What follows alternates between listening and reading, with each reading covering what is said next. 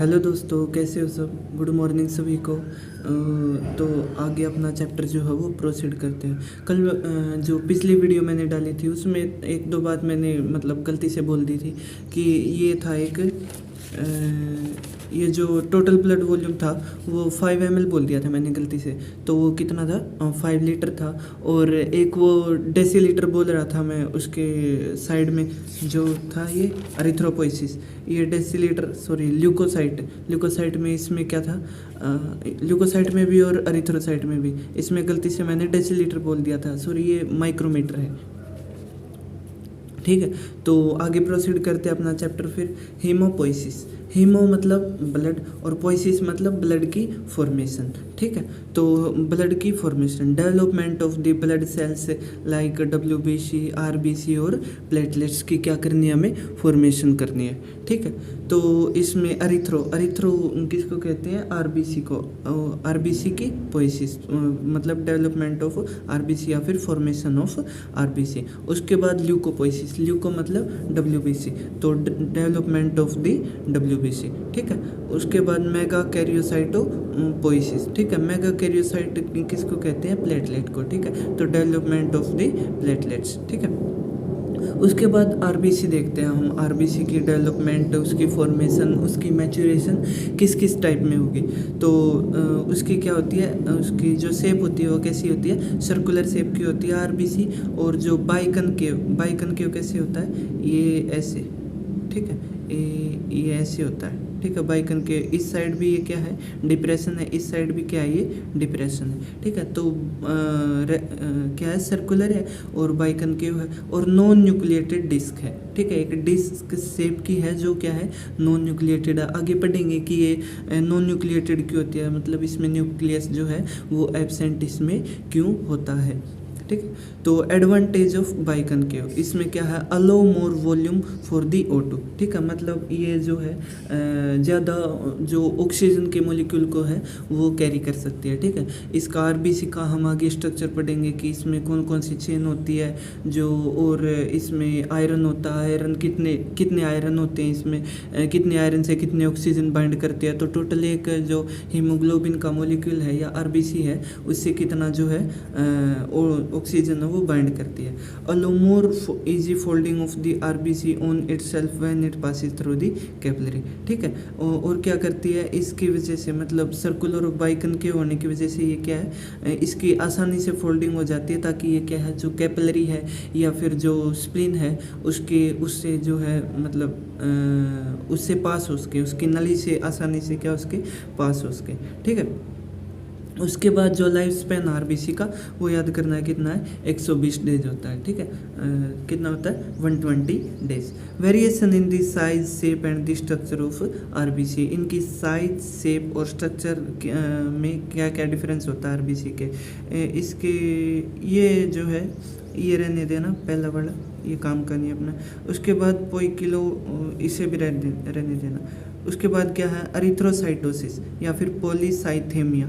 ठीक है, इसको क्या कहते हैं, RBC काउंट इंक्रीजेस। ठीक है, मोस्टली यही नाम पूछता है, अरिथ्रोसाइटोसिस। और दूसरा क्या हो जाएगा, अरिथ्रोसाइटोपिनिया। ठीक है, एक अरिथ्रोसाइटोसिस, उसमें क्या होगा, RBC की जो अमाउंट है वो क्या होगी, इंक्रीज होगी। क्या होगी, इंक्रीज होगी। और उसके बाद जो अरिथ्रोसाइटोपिनिया है उसमें क्या हो जाएगी, RBC की जो साइज है सॉरी काउंट है वो क्या हो जाएगी, डिक्रीज हो जाएगी। ठीक है, तो आगे पढ़ते हैं अपना चैप्टर।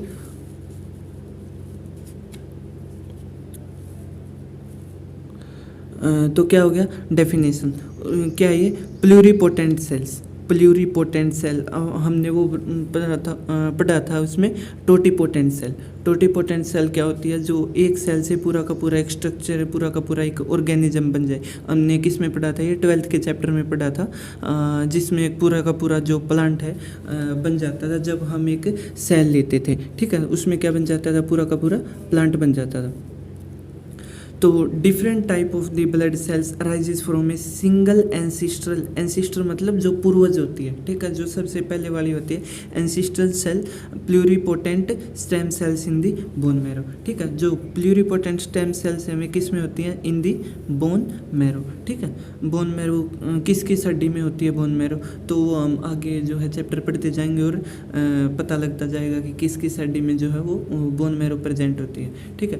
तो क्या बनती है, जो अलग अलग जो ब्लड सेल्स हैं वे किससे बनती हैं, हमारी प्लूरिपोटेंट सेल से जो बोन मैरो में होती है, ठीक है। अब जो प्लूरिपोटेंट सेल है वो दो टाइप की जो सेल की सीरीज़ है उसको गिव राइज करती है, जैसे एक माइलॉइड सीरीज हो गई, ठीक है, और एक लिम्फोइड सीरीज होगी। लिम्फोइड हमने 11th-12th में पढ़ा था कि लिम्फोइड टिश्यू, ठीक है, लिम्फोइड में क्या होते हैं, WBC वगैरह होते हैं और इसके प्रिकर्सर्स वगैरह या फिर वे होती हैं जो मतलब उसको खाती हैं, बैक्टीरिया वगैरह कोई भी वायरस वगैरह आ गया उनको नष्ट करती हैं, ठीक है। तो माइलॉइड सीरीज में क्या आ गया, WBC और उसकी फॉर्मेशन, ठीक है, लिम्फोइड सीरीज में आ गई ये, और माइलॉइड सीरीज में क्या आ गई, RBC एंड देयर प्रिकर्सर, ठीक है, RBC हो गया और प्लेटलेट्स हो गया, ये भी किससे गिव राइज होती है, माइलॉइड सीरीज से, ठीक है। उसके बाद the proliferation of the blood cell that enter the blood from the bone marrow is regulated by the, जो प्रोलिफरेशन है मतलब उसमें ब्लड सेल्स की ब्लड में जाने की टेंडेंसी किसके द्वारा रेगुलेट करी जाती है, फ्रॉम द किससे, बोन मैरो से। बोन मैरो से ब्लड सेल की जाने की टेंडेंसी ब्लड में वो किसके द्वारा रेगुलेट करी जाती है, इंटरल्यूकिन्स के द्वारा और कॉलोनी स्टिमुलेटरी फैक्टर्स के द्वारा, ठीक है। तो क्या हो गए, इंटरल्यूकिन्स क्या हो गए, हार्मोन जैसे केमिकल मैसेंजर, ठीक है, हार्मोन्स के जैसे रिजेंबल करते हैं किसको, केमिकल्स मैसेंजर होते हैं with non amino acid sequence produced by the lymphocyte macrophage and the other body cell, it is some are the same as the cytokinins, ठीक है। ये क्या होते हैं, ये रेगुलेट करते हैं किसको, जो ब्लड की सेल है वो ब्लड में जाने को क्या करते हैं, रेगुलेट करते हैं। ये भी कुछ हार्मोन्स की तरह ही क्या होते हैं, ये नॉन अमीनो एसिड के सीक्वेंस होते हैं, ठीक है, जो किस में बने होते हैं, जैसे लिम्फोसाइट में, मैक्रोफेज में और या फिर दूसरी ब्लड सेल्स में बनते हैं, ठीक है, इनको इंटरल्यूकिन्स कहते हैं। बाकी इतना इंपॉर्टेंट भी नहीं है ये। उसके बाद क्या आ गया, CSF, ठीक है, sorry CFS, colony stimulating factor, इससे पता ही लगता है क्या करेगा, ये कॉलोनी को स्टिमुलेट करेगा, ठीक है। और द ग्रोथ फैक्टर और द हार्मोन क्या करता है, ग्रोथ का फैक्टर है, इसी से पता लगता है कॉलोनी को क्या करेगा, एनहेंस करेगा, उसको बढ़ाएगा, ठीक है। तो ग्रोथ फैक्टर और the hormones they cause the appropriation single stem cell to proliferate in the culture medium, ठीक है। तो क्या होगा ये, मतलब वो एक सिंगल स्टेम सेल को, एक सिंगल जो सेल होगी उसको क्या करेगा, उसको बढ़ाता जाएगा बढ़ाता जाएगा बढ़ाता जाएगा, किसमें, एक कल्चर मीडियम में, ठीक है, ये होगा ऐसे। उसके बाद ये रहने देना। उसके बाद during the intra uterine life stage, किसमें, यूट्रस में, ठीक है। ये क्या होगा, मीजोब्लास्टिक स्टेज, मीजोब्लास्टिक स्टेज मुझे ये थोड़ा अरेंज करना पड़ता है, अभी इंस्ट्रूमेंट्स नहीं है अभी मेरे पास proper. Mesoblastic stage in the fetal life, RBC are formed from the moderate yolk sac, ठीक है। हाँ, हम ये याद रखना है कि जो शुरू में जो फर्स्ट ट्राइमेस्टर होता है उसमें RBC कहाँ बनती है, जो सेकंड ट्राइमेस्टर होता है उसमें RBC कहाँ बनती है, और जो थर्ड ट्राइमेस्टर और उसके बाद पार्चुरेशन के बाद जो RBC है उसकी फॉर्मेशन कहाँ कहाँ पे होती है।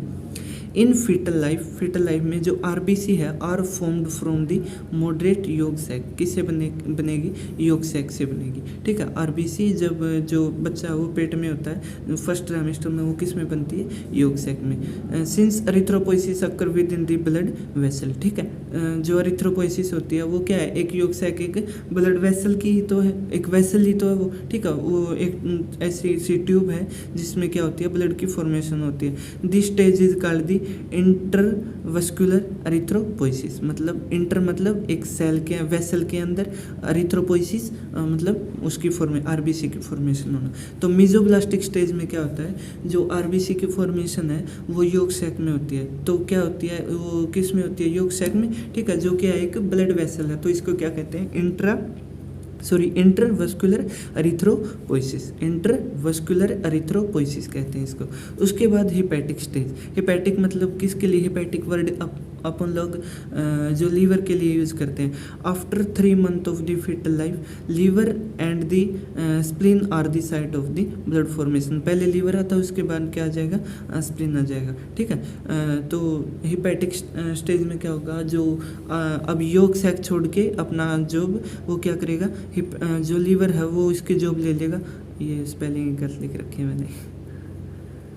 जो after 3 month of the 3 months के बाद जो लीवर है वो आरबीसी की फॉर्मेशन करना स्टार्ट कर देगा, ठीक है। और उसके बाद क्या आ जाएगा, स्प्लीन जो है वो आरबीसी का फॉर्मेशन करना स्टार्ट कर देगा लीवर के बाद। उसके बाद क्या आ जाएगा, माइलोइड स्टेज आ जाएगा।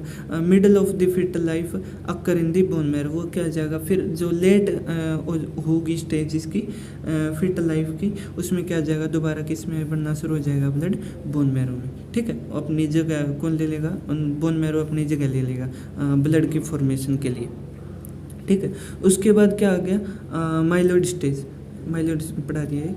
उसके बाद in children all the bones with the red marrow and the liver spleen, in children all bones with the red bone marrow liver और दी स्प्लीन। इन अडल्ट्स में क्या है, आफ्टर 18 से 20 age from red bone marrow include, bone marrow में क्या होगा, ends of the long bone like the humerus femur become soft in converted into the yellow marrow, ठीक है। जो क्या हो गया, जो उसके लॉन्ग एंड्स हैं वे क्या हो जाएंगे, येलो मैरो में कन्वर्ट हो जाएंगे, ठीक है। और वो क्या करना शुरू कर देंगे, जो आरबीसी वगैरह की डेवलपमेंट है उसकी फॉर्मेशन है वो करना स्टार्ट कर देंगे।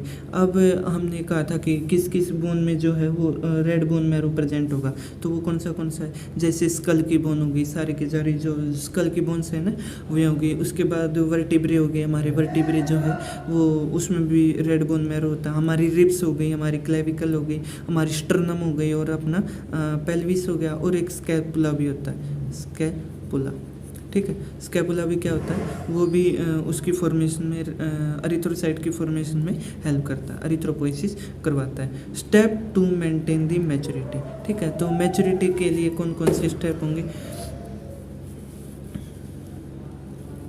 Reduction in this cell size, ठीक है। जब आगे आगे बढ़ती जाएगी जो आरबीसी की प्रोडक्शन एक फुली मैच्योर तक, तो क्या हो जाएगा, रिडक्शन इन दिस सेल का साइज क्या है, जो सेल का साइज है वो क्या होना शुरू हो जाएगा, रिड्यूस होना शुरू हो जाएगा। Cytoplasm increase in the amount and the nucleus से डिक्रीजेज इन द साइज। जो साइटोप्लाज्म का अमाउंट है वो क्या हो जाएगा, इंक्रीज होना स्टार्ट हो जाएगा, और जो न्यूक्लियस है क्या है, जो न्यूक्लियस है वो डिक्रीज हो जाएगा किसमें, साइज में, ठीक है। Staining reaction of the cytoplasm changes from the deep basophilic to the polychromatophilic and finally to the acidophilic due to the gradually reduction in the RNA amount, ठीक है। RNA के अमाउंट डिक्रीज होने के कारण पहले वो है डीप बेसोफिल में होगा कन्वर्ट, उसके बाद किस में कैसी हो जाएगी उसकी, पॉलीक्रोमेटोफिलिक हो जाएगी, और उसके बाद फाइनली एसिडोफिलिक हो जाएगी, ठीक है। Initially nucleus is big in the size with maturity of the RBC degenerated finally and lead to the disappearance of the nucleus and the nucleolus, ठीक है। न्यूक्लियस के अंदर ही क्या होता है, न्यूक्लियोलस होता है। तो शुरू में जो न्यूक्लियस है वो क्या होता है, बिग होता है साइज में, बड़ा होता है साइज में, ठीक है। उसके बाद जब मैच्योरिटी जो है, मैच्योरिटी की तरफ बढ़ता जाएगा, न्यूक्लियस का साइज छोटा छोटा होते होते क्या हो जाएगा, वो डिसअपियर हो जाएगा बिल्कुल ही, ठीक है। अब हम अगली वीडियो में पढ़ेंगे कि जो आरबीसी की फॉर्मेशन है वो किस किस स्टेप से होकर जाती है, एक फुली मैच्योर आरबीसी तक वो किस स्टेज से होकर जाती है, ठीक है। तो तब तक के लिए अलविदा, मिलते हैं अगली वीडियो में, टाटा बाय बाय।